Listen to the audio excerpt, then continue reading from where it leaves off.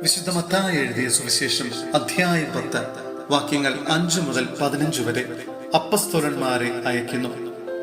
ഈ 12 പേരെയും യേശു ഇപ്രകാരം ചുമതലപ്പെടുത്തി അയച്ചു: നിങ്ങൾ വിജാതിയരുടെ അടുത്തേക്ക് പോകരുത്, സമരിയാക്കാരുടെ പട്ടണത്തിൽ പ്രവേശിക്കുകയും അരുത്.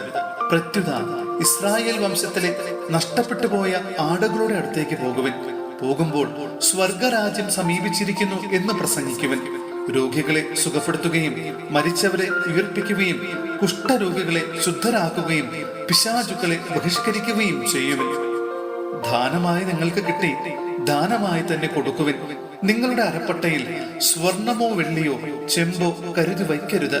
യാത്രയ്ക്ക് സഞ്ചിയോ 2 ഉടുപ്പുകളോ ചെരുപ്പോ വടിയോ കൊണ്ടു പോകരുത്. വേല ചെയ്യുന്നവൻ ആഹാരത്തിന് അർഹനാണ്.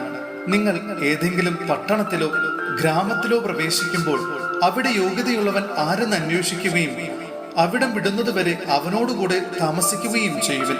നിങ്ങൾ ആ ഭവനത്തിൽ പ്രവേശിക്കുമ്പോൾ അതിന് സമാധാനം ആശംസിക്കണം. ആ ഭവനം അർഹതയുള്ളതാണെങ്കിൽ നിങ്ങളുടെ സമാധാനം അതിൽ വസിക്കട്ടെ. അർഹതയില്ലാത്തതെങ്കിൽ നിങ്ങളുടെ സമാധാനം നിങ്ങളിലേക്ക് തന്നെ മടങ്ങട്ടെ. ആരെങ്കിലും നിങ്ങളെ സ്വീകരിക്കാതെയോ നിങ്ങളുടെ വചനം ശ്രവിക്കാതെയോ ഇരുന്നാൽ ആ ഭവനം അഥവാ പട്ടണം വിട്ടുപോരുമ്പോൾ നിങ്ങളുടെ പാദങ്ങളിലെ പൊടി തട്ടിക്കളയുവൻ. വിധി ദിവസത്തിൽ ആ പട്ടണത്തെക്കാൾ സോദോം ഗൊമോറ ദേശങ്ങൾക്ക് കൂടുതൽ ആശ്വാസമുണ്ടാകുമെന്ന് സത്യമായി ഞാൻ നിങ്ങളോട് പറയുന്നു.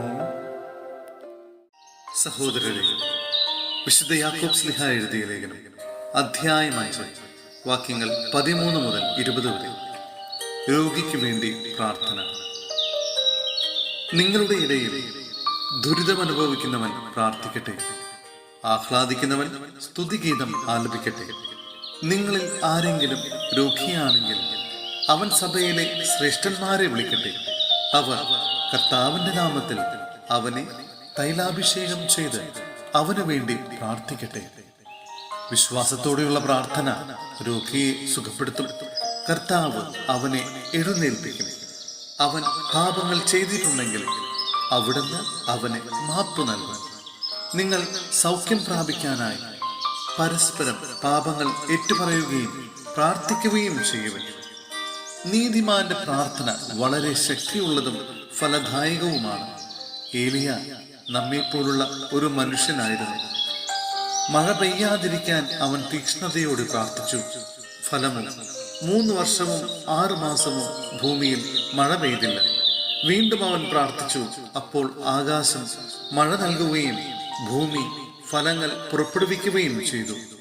എൻ്റെ സഹോദരരെ, നിങ്ങളിൽ ഒരാൾ സത്യത്തിൽ നിന്ന് വ്യതിചലിക്കുകയും അവനെ വേറൊരാൾ തിരിച്ചു കൊണ്ടുവരികയും ചെയ്യുന്നെങ്കിൽ, പാപിയെ തെറ്റായ മാർഗത്തിൽ നിന്ന് പിന്തിരിക്കുന്നവൻ തൻ്റെ ആത്മാവിനെ മരണത്തിൽ നിന്ന് രക്ഷിക്കുകയും തൻ്റെ നിരവധിയായ പാപങ്ങൾ തുടച്ചു മാറ്റുകയും ചെയ്യുന്നുവെന്ന് നിങ്ങൾ അറിഞ്ഞുകൊള്ളുവിൻ.